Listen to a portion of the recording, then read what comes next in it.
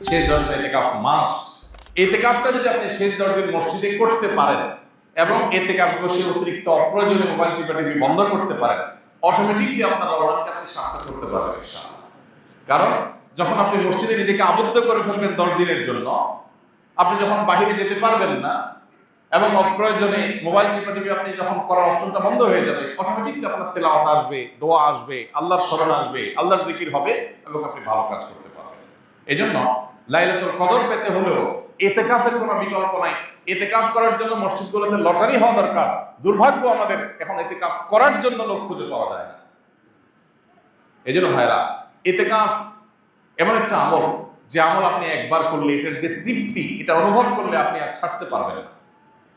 আল্লাহ তাআলা আমাদেরকে ইতিকাফের এই গুরুত্ব বোঝার তৌফিক দান করুন। আমিন। ইতিকাফ এমন আমল যে নবী করিম সাল্লাল্লাহু আলাইহি সাল্লাম রমজান মাস যখনই রমজানের রোজা ফরজ হয়েছে দ্বিতীয় হিজরিতে, তখন থেকে তার ওফাত দশম হিজরিতে হয়েছে, এই 8 বছরের দীর্ঘ সময়ে কোনো দিন কোনো রমজানে তিনি ইতিকাফ ছাড়েন নাই। প্রত্যেক রমজানে প্রতি বছর তিনি ইতিকাফ করেছেন।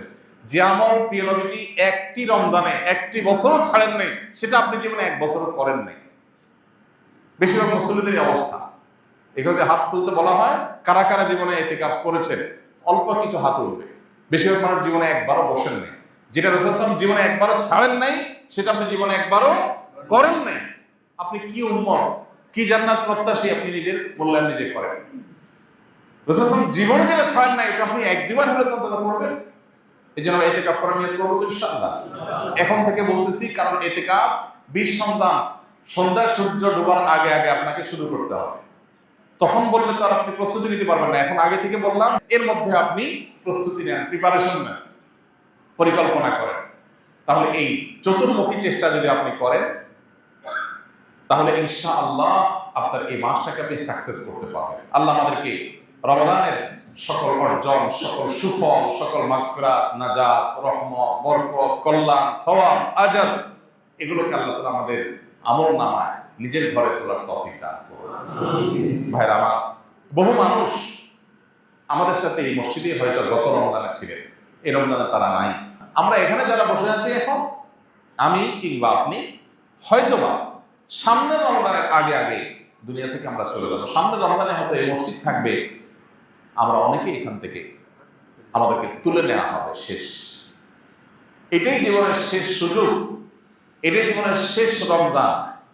সেই চিন্তা থেকেই আসল রমজানের অবশিষ্ট দিনগুলোকে যথাযথভাবে কাটানোর চেষ্টা করি। প্রতিদিন একটা সময় অবশ্যই আল্লাহর কাছে বিশেষভাবে দোয়ায় মনোনিবেশ করি। রমজান মাসে দোয়াটা খুব বেশি হওয়া দরকার, দোয়া আমাদের হয় না।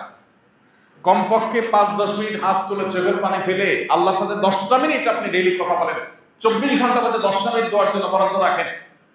ইফতারের আগে হুলস্থুল কোনোভাবে আমরা থামাইতে পারি না। ইফতারের 15 মিনিট আগে বাসার সমস্ত আয়োজন স্টপ করে দেন, যা যেখানে আছে। এইভাবে পেঁয়াজি এখনো চুলার উপরে আছে, চুলা বন্ধ করে দেন। এই পেঁয়াজি মাগরিবের পরে খাবে আজকে আর দরকার নাই, কারণ এখন এটা করতে গেলে আজকের দোয়াটা মিস হয়ে যাবে। 15 মিনিট আছে, এখন পরিবারের সঙ্গে আল্লাহর কাছে হাত তোলেন। ইফতারের আগে দোয়া কবুল হয়। ভোর রাত দোয়া কবুলের সময়। ভোর রাতে উঠেও আমরা মোবাইল টিপি বন্ধ হয় না। ফেসবুকের নোটিফিকেশন, যুবক পোলাপানে মা বাপ চিল্লাইতে মোবাইল হাত থেকে রাখে না। এরপর এসে খাবে, এমন সময় খাবে যে তার খাবারের প্লেট এক হাতে, আর এক হাতে খাবারের লোকমা, আর এদিকে মসজিদের মুয়াজ্জিনের হাতে মাইক। কম্পিটিশন চলে, কে আগে দেয়, কি মুয়াজ্জিন আগে আজান শুরু করে দেয়, সে আগে শেষ করতে পারে, কম্পিটিশন হয়। এটা কি সাহারি না তামাশা?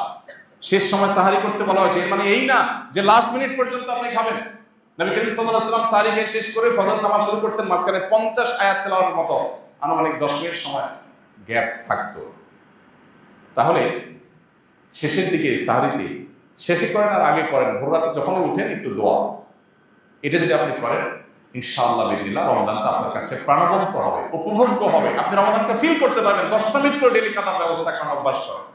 পরিবারের সব সদস্যদেরকে নিয়ে বা যার যার মতো করে সবাই দোয়া করেন, চেষ্টা করবো তো ইনশাআল্লাহ। আল্লাহ আমাদেরকে তৌফিক দান করুন। যারা জিনের উপদ্রবের শিকার হয়েছে, ব্ল্যাক ম্যাজিকে যারা আক্রান্ত হয়েছেন, এবং যারা এটা রকিয়া শরঈয়া করেছেন, শরঈ ঝাড়ফুঁকের শরণাপন্ন যারা হয়েছেন, সার্ভিস যারা নিয়েছেন, তারা জানবেন খুব ভালো করে যে কোরআন তার সবচেয়ে বড় মিরাকল হলো কোরআন আল্লাহ রাব্বুল আলামিনের এমন এক কালাম, এমন এক গ্রন্থ যে এইটার তেলাওয়াতের ফলে অনেক রোগ, অনেক অসুখ, অনেক আধ্যাত্মিক সমস্যা, এমনকি জিন জাদুর যে সমস্যা, এটা ট্রিটমেন্ট তেলাওয়াতের মাধ্যমে হয়ে যায়। আমার পরিচিত একাধিক মানুষ, পার্সোনালি আমি খুবই চিনি, ব্যক্তিগতভাবে ফ্যামিলিগতভাবে আমার সাথে ভালো সম্পর্ক আছে, এরকম মানুষ আছে। একসাথে উমরা করতে গেছি, ওনার ফ্যামিলিতে জিনের সমস্যা অনেক, উপদ্রব ভয়ঙ্কর। তো রমজানে যখন মক্কায় হারাম শরীফে একদিন, 2 দিন, 3 দিন তারাবির নামাজ পুরার সময় উনি ওনার ফ্যামিলি তারা সামিল হয়েছেন, তেলাওয়াত শুনেছে, এরপর থেকে তাদের অসুস্থতা ভয়ঙ্করভাবে বেড়ে গেল। আমাদেরকে জানালেন যে হঠাৎ করে একবার বেহুশ হয়ে যাওয়ার অবস্থা, সহ্য করা যাচ্ছে না, তেলাওয়াত কাহিনী কি। তো আমি রাকিদের সাথে যোগাযোগ করলাম, বিভিন্নভাবে পরামর্শ আলোচনা করলাম, করার পরে অ্যাসেসমেন্ট করে দেখা গেল যে মেডিসিন জায়গা মতো পড়েছে, অর্থাৎ এই যে তেলাওয়াত হচ্ছে, সেই তেলাওয়াতের ফলে তার ট্রিটমেন্ট শুরু হয়ে গেছে। তখন সে ভদ্রলোক আমাকে বললেন, ভাই আমার তো ফ্লাইট কালকেই ছিল, তা আমি ফ্লাইট টিকিট ক্যান্সেল করে নতুন করে টিকিট করতেছি, আমি ইনশাআল্লাহ আরো 1 সপ্তাহ পরে যাব, মানে আরো 1 সপ্তাহ ট্রিটমেন্ট নেব। তিনি আরো 1 সপ্তাহ থাকলেন, এরপরে অনেকটা সুস্থ হয়ে তার ফ্যামিলি তিনি দেশে ফিরেছেন। আমার নিজের সাথে এক ব্যক্তির ঘটনা, একসাথে আমরা গেছি। এই জন্য ভাইরা, তারাবির নামাজের তেলাওয়াত শুনতে আপনার কষ্ট হয়, বিরক্তি লাগে, আপনি চলে যান। এক বর্ষায় শুধুমাত্র ফেসবুক, ইউটিউবে আপনি প্রতিদিন অন্তত 1-1.5-2 ঘন্টা পার করে দেন, আপনি টেরও পান না। সেখানে 15 মিনিট বেশি যাচ্ছে তারাবিতে, 20 মিনিট বেশি যাচ্ছে, আপনার সহ্য হচ্ছে না। আপনি চলে যেতে পারলে আপনি বাঁচেন, মনে হয় যে আপনার সময়ের অনেক দাম। আপনি সেই মানুষ যে দিনে ঘন্টাকে ঘন্টা আপনার সোশ্যাল মিডিয়াতে মোবাইল ধরছেন, যে 30 মিনিট চলে গেছে, আপনি টেরও পান নাই। যা শুধু একটা মেসেজ চেক করার জন্য পকেটে বের করছেন, কোথাকার মেসেজ থেকে কোথায় চলে গেছেন আপনি জানেন না, আধা ঘন্টা শেষ, 40 মিনিট শেষ।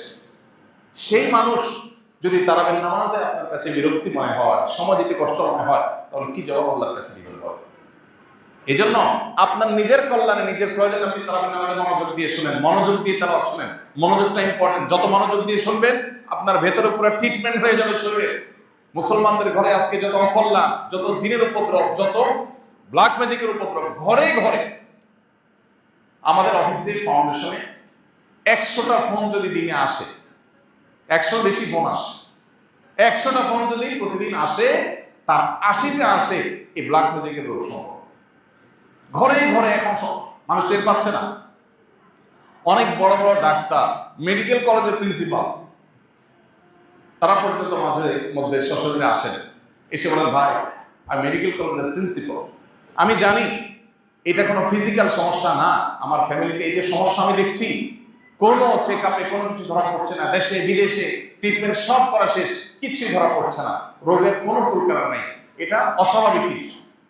ঠিকই রুকিয়া করছে, সাথে সাথে আল্লাহ তাআলা ফল দিচ্ছে।